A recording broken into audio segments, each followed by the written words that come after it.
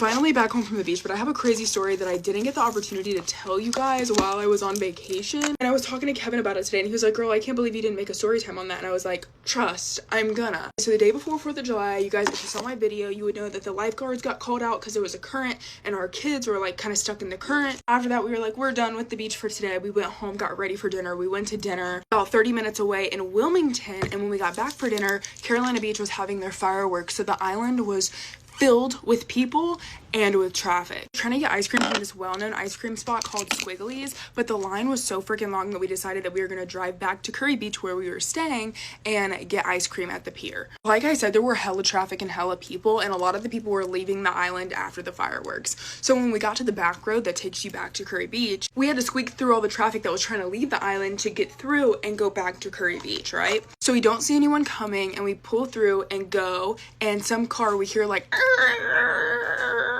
windows are down and everything. So I like look behind us and I see a minivan, and I was like, where did he come from? All of a sudden this minivan starts tailing us, flashing its lights at us, honking at us, and I'm looking at Cody and I'm like, oh, here we go. I told Cody, I'm like, do not turn on the street that we're staying on, like just drive all the way to the pier and we'll park there and then just deal with it if we need to deal with it there. We see cops when we get to the pier, and we just like drive down and like pick a parking spot, and sure enough, the guy in the minivan blocks us into our parking spot, gets out of his car, and I'm like, oh shit. And all the kids are kind of like confused, like what is going on right now?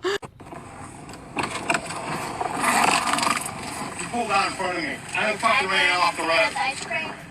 This guy comes up to the car before Cody can even get out and is like, you pulled out in front of me, you almost ran me off the fucking road, blah, blah, blah, blah. Meanwhile, Zelma's back there like, are you gonna take us to get ice cream? Because the kids, like I said, there was no impact. It was, I don't know if the guy was speeding or what. At this point, I get out of the car. There's like 5 people in their car, and I guess his wife, the lady that was with him, was on the phone with 911. I literally shit you not, over not even an accident. Literally said out loud, I said, if you need a cop, there's literally cops all around. Like, go freaking get one of them. Why are you on the phone with 911 right now? So it was like the son. He didn't look any older than like 16 years old. He was like, oh yeah, you're right. Like, I'll go get a cop. Like I said, so many people, so many traffic. There were cops freaking everywhere. And they went over, grabbed one, and brought him over to the scene. There was a whole traffic jam, and I couldn't see him coming. As I was going,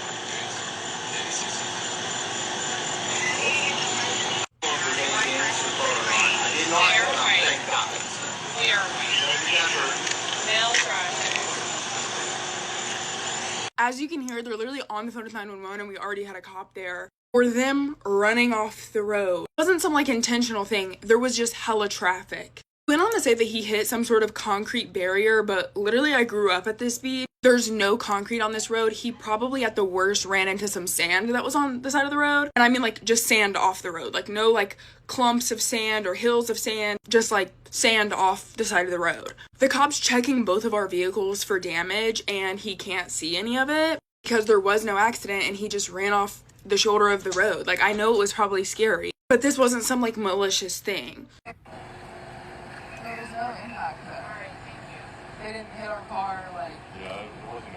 they ran off the road. Well, yeah, avoid hitting you. You Right. pulled right up. I mean, there was no reaction to it. Yeah, I couldn't see anybody coming. So you had to do what you had to do not to hit you, right? Well, yeah, no, I get it, but there was no accident, so. Well, they hit something, But that's, yeah. but it is your fault. I mean, there was no impact. That was it. That was your fault. Are you with them? Yeah, I'm with them. Not with us. Okay. Gotcha. Do you have your ID on you? Yeah. Grandpa was the one that was standing beside me and like trying to get us to admit that it was our fault when we didn't see them and there was no accident, and the cop literally had to be like, are you with them or with them? Like, you need to go with your people, because he was really standing by our car like trying to like argue with me. So at the end of all this, Carolina Beach and Curry Beach police said that they weren't going to be taking a report because there's no damage to either of the vehicles, and also there was no accident. It was just a mistake. There was hella traffic. We pulled out in front of them. It wasn't like some big fuck you. I guess the people were like mad because they wanted our information, so we gave them our phone number, and they called Cody while we were still on the scene and were like asking for our insurance information, even though we weren't required to give them our insurance information because, like I said, there was no damage. So that was fucking crazy. And I get it. I've been so pissed off by somebody pulling out in front of me before, so I understand them being mad. But when there's no damage to the car and like there was hella traffic and it was obviously an accident, trying to like push for information, like all this stuff, like girl, enjoy your beach trip, honey. And let us enjoy ours. So yeah, that happened the same day that the lifeguards got called out.